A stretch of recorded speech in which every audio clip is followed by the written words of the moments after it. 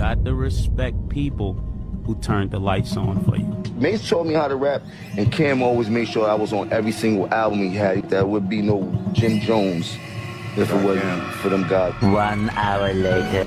It's good to hear you give Mase his flowers. I ain't giving no flowers. I love to hate, because I'm a hater myself.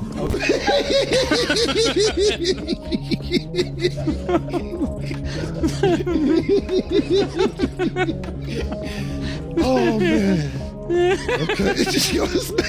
It's what they want. Pusha T should be on the greatest 50 rappers of all time list? Ow! What has he done? What has he done that puts him in the greatest rappers of all time besides talk about that he probably didn't get? The spirit of repossession. Too much enamel covers your necklace.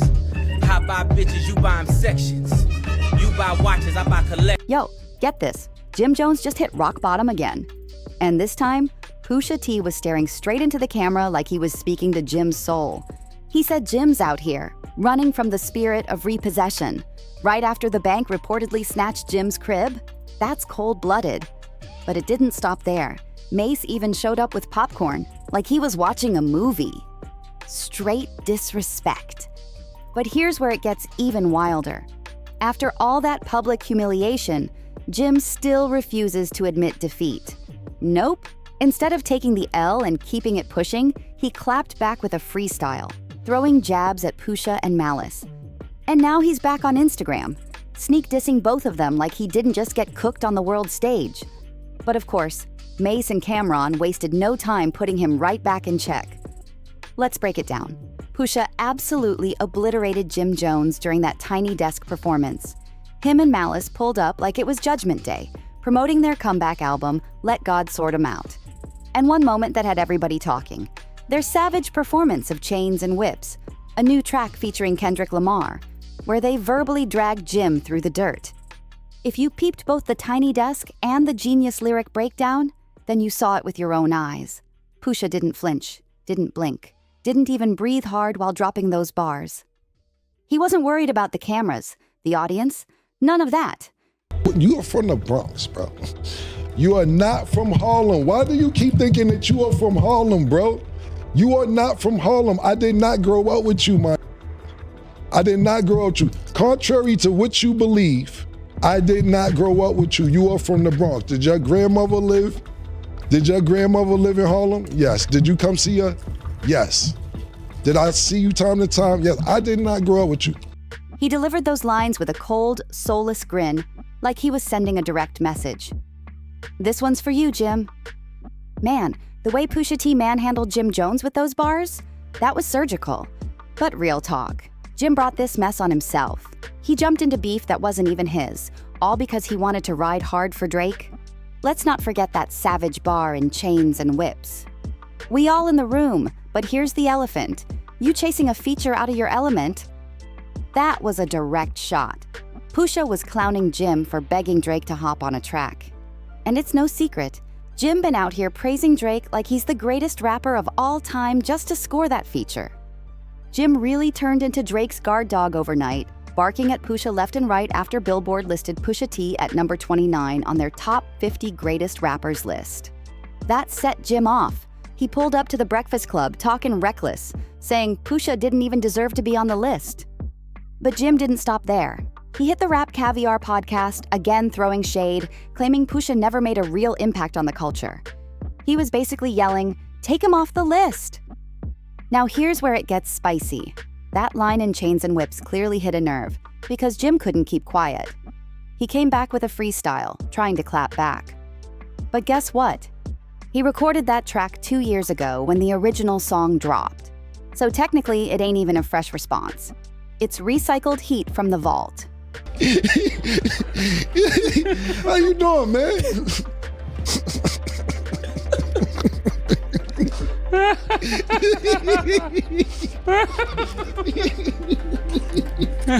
Yes, play too.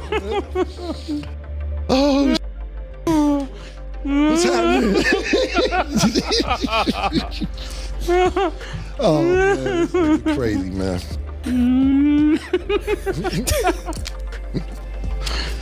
All right.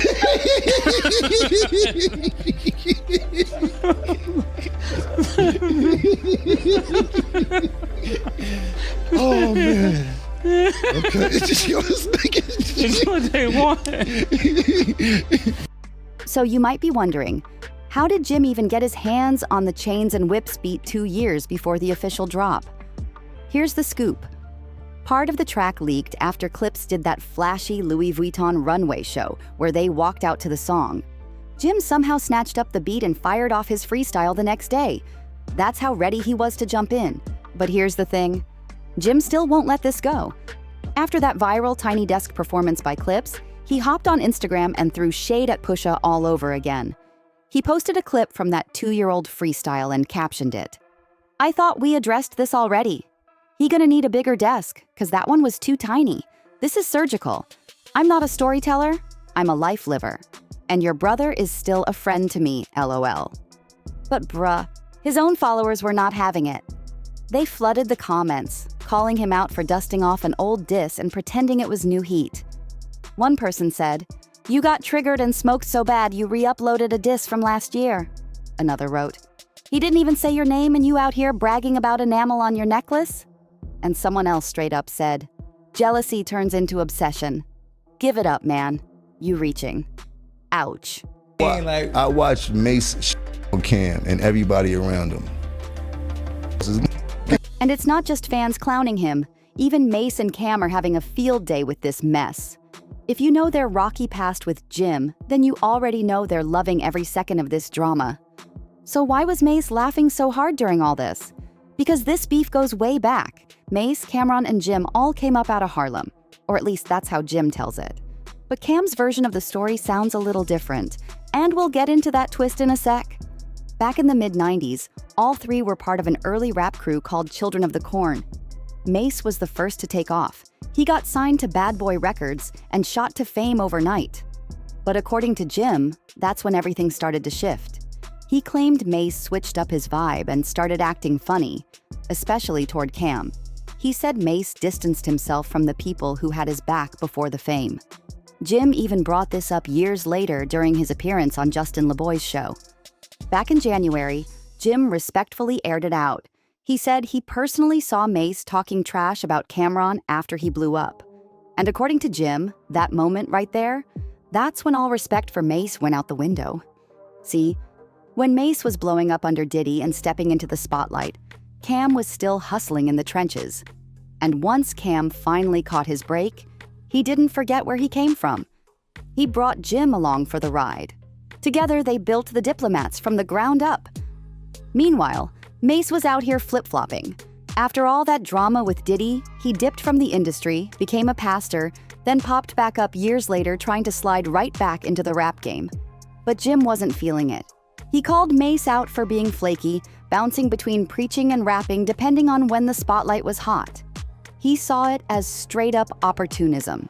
5 Pusha T records right now, his records. Yes. Name I love Pusha. Nostalgia. Oh, you was a Pusha T fan. He's like, I didn't know he had fans like that. Can you name 5 Pusha T records? No, his records. See, but no, can you can you rap to 5 Pusha? I can't rap 5. No, all right, can you rap to 5? Wait. Can you rap? If 5 Pusha T records, not the records he's featured on, if 5 Pusha T records came on right now, could you rap them? You could rap 5 Pusha T records? Yeah. Could you rap 5 Pusha T records right now if they started playing? What do you mean rap though? Like the hook? Could you sing them? You're not in my top 50. You might be in Charlemagne's top 50 and things like that. But top 50. You haven't done that much for me in my life. Like I didn't never want to be like Pusha. I never had a Pusha moment in my life. I never thought like you dig. Like where I'm from, I want to be like you if you was really that dude and that rapper and things Wayne like that. wanted to be like Pusha. He was influenced by Pusha. Yeah. Okay, cool. That's why Pusha did the Mr. Me Too record. Okay, cool. You a very strong Pusha T fan. Nigga, you was nowhere near the top 50. You top 950. Now yes, Mase and Cam had their own beef over the years. That ain't new. But in 2022, they squashed it and even launched their podcast, It Is What It Is. That move hit Jim like a punch to the gut. He wasn't thrilled seeing his two old rivals team up like nothing ever happened. So what did he do? Started throwing shade. Again. Recently, he clowned Mase's looks and even said he needed to hop on a diet. Petty. But you know Mase and Cam weren't gonna just sit back. They turned the pettiness up to max and brought in Jim's longtime nemesis, none other than 50 Cent. Yup, they had 50 pull up on the podcast just to stir the pot even more. And Cam came ready to throw fire. During the convo, he straight up asked Mase to explain why. Back in 2007, when Dipset and G-Unit were beefing, Jim suddenly popped up at one of 50's shows. Cam knew what he was doing. He lobbed that question like a perfect alley-oop, just waiting for 50 to slam it down. And 50? He didn't miss. He dunked on Jim with no hesitation. Of course, Jim couldn't stay quiet. He fired back hard during his chat with Justin LaBoy, calling out Cam and 50 by name and saying they had no business speaking on him. And on top of that, claimed they actually owe him more than a few favors. Now it's looking like the tension is boiling over again. Then Jim really cranked the drama up. He straight up took full credit for the whole Dipset style, saying he's the one who crafted the whole look, even claiming he inspired Cam'ron's iconic pink fur coat. Yeah, that one. But you already know Cam'ron wasn't gonna let that slide. He clapped back hard on the podcast, and it got ugly. Cam ripped apart Jim's entire Dipset origin story, basically calling cap on everything. He said Jim wasn't even from Harlem like he claims, and made it clear that Jim was not one of the original soldiers in the Dipset ranks. According to Cam, Jim wasn't there from day one. He said they weren't in the mud together, building things from scratch. Instead, Jim was a late addition who joined after the foundation was already laid. That trench talk? Cam said that's just fiction. And it didn't stop there. Cam also shut down Jim's claim that he watched Mase get humbled back in the bad boy era. Cam was like, nah, bruh, you weren't even around back then. He made it clear that by the time Jim popped up, Children of the Corn had already made their name. And Jim? He was just a spectator. Cam even pulled out receipts. He reminded everyone that Mase was the one who taught Jim how to rap in the first place. And to make it worse, he played clips where Jim himself admitted it on record. But hands down, the funniest part of the whole episode? The random cuts to Mase sitting there, posted up with a bucket of popcorn, cracking up so hard he almost choked. He didn't have to say a single word. Just sitting there, eating and laughing, was enough to poke the bear. And guess what? That silent trolling got under Jim's skin big time.